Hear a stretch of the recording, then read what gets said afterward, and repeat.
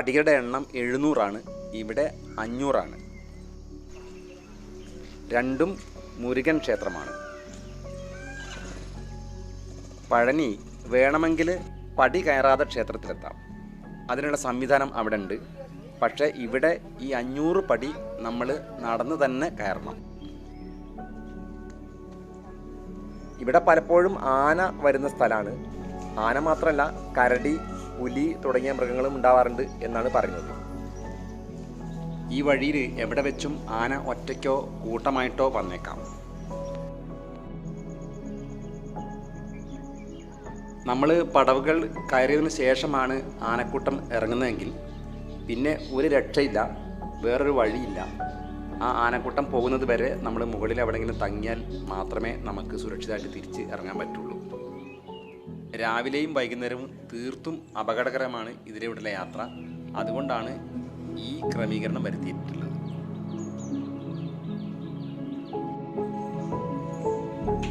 പതിമൂന്നാം നൂറ്റാണ്ടിലാണ് ഇത് സ്ഥാപിതമായത് എന്നാണ് പറയപ്പെടുന്നത്.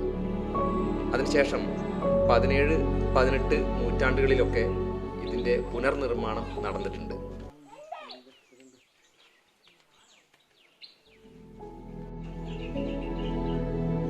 ഇനി ഈ കാടിൻ്റെ സ്വഭാവം പറയാം. ഇത് മഴനിഴൽ പ്രദേശമാണ്.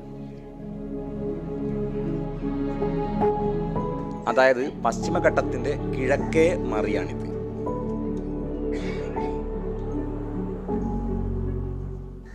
സൈലന്റ് വാലി, നിലമ്പൂർ, വയനാട് ഈ പ്രദേശങ്ങളൊക്കെ പശ്ചിമഘട്ടത്തിൻ്റെ പടിഞ്ഞാറേ മറിയിലുള്ള സ്ഥലങ്ങളാണ്. പശ്ചിമഘട്ടത്തിൻ്റെ ഉയരം മറികടന്ന് പടിഞ്ഞാറ് ഭാഗത്ത് നിന്ന് കുറച്ചു മഴമേഘങ്ങളെ ഈ കിഴക്ക് ഭാഗത്ത് എത്തുകയുള്ളൂ. അതുകൊണ്ട് തന്നെയാണ് മഴ നിഴൽ പ്രദേശം എന്ന് പറയുന്നത്. നമ്മുടെ നാട്ടിലേതുപോലെ അത്ര മഴ ഇവിടെ ഉണ്ടാവില്ല.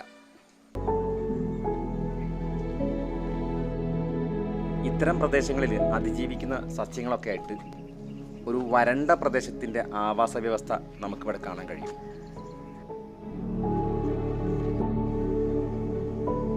മയിലുകൾക്ക് ഇത്തരം ആവാസ വ്യവസ്ഥ ഇഷ്ടമാണെന്ന് തോന്നുന്നു. കാരണം ഈ പ്രദേശത്ത് എപ്പോഴും മയിലിൻ്റെ സാന്നിധ്യം കാണാം. എപ്പോഴും മയിലിൻ്റെ ശബ്ദവും കേൾക്കാം. മയിലിൻ്റെ സാന്നിധ്യം ഇപ്പം നമ്മുടെ നാട്ടിലും കൂടി വരുന്നതായിട്ട് കാണുന്നുണ്ട്. ഒന്നുകിൽ ഇവിടുത്തെ ആവാസ വ്യവസ്ഥയിൽ എന്തൊക്കെയോ പ്രശ്നങ്ങളുണ്ട്, അല്ലെങ്കിൽ നമ്മുടെ നാട്ടിലേക്കും പതിയെ പതിയെ ഈ വരൾച്ച വരുന്നു എന്നതിൻ്റെ സൂചന അതുമാവാം എന്ന് പറയുന്നുണ്ട്. ഇപ്പം നമ്മൾ ഏകദേശം ഈ കുന്നിൻ്റെ മുകളിലേക്ക് എത്തിക്കഴിഞ്ഞു.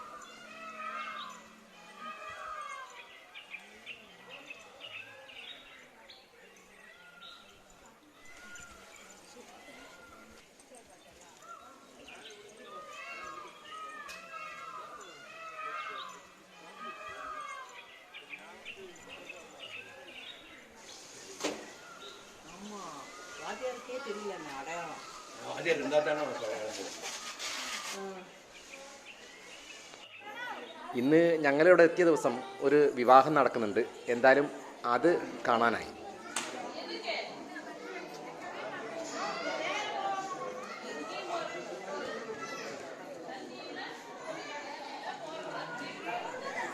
ഈ ക്ഷേത്രത്തിൽ വെച്ച് വിവാഹം നടത്തുന്നത് വലിയ പ്രാധാന്യത്തോടു കൂടിയാണ് നാട്ടുകാർ കണ്ടുവരുന്നത്.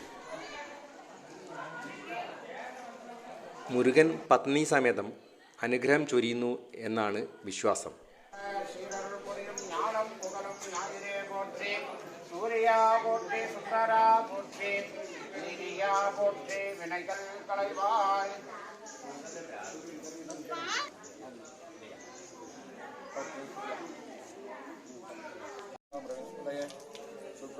ശനീശ്വരായ സ്വാ രാഘവേ സ്വാഹ വേദവേ സ്വാ കേശവായ സ്വാ നാരായണായ സ്വാ മാധവ ഗോവിന്ദായ സ്വാ വിഷ്ണവേ സ്വാ മധു.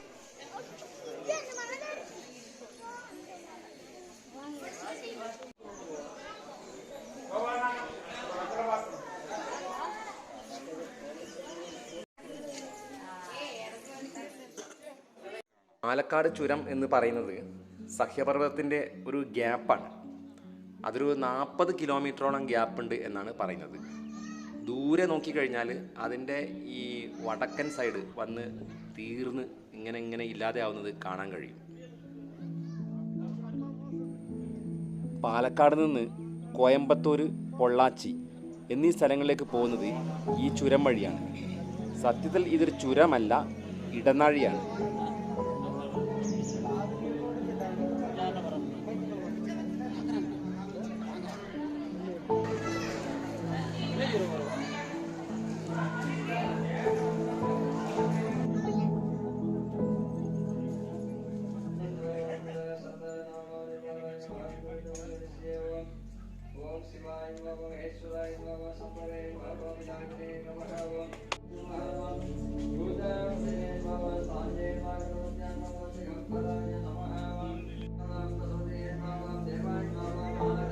ആയിരത്തി 1957 ഉണ്ടായിട്ടുള്ള പ്രകൃതി ദുരന്തത്തിൽ ക്ഷേത്രത്തിൻ്റെ കുറേ ഭാഗങ്ങൾ തകർന്നു പോവുകയും പിന്നീട് 1965 ഇത് പുനർനിർമ്മിക്കുകയും ചെയ്തു.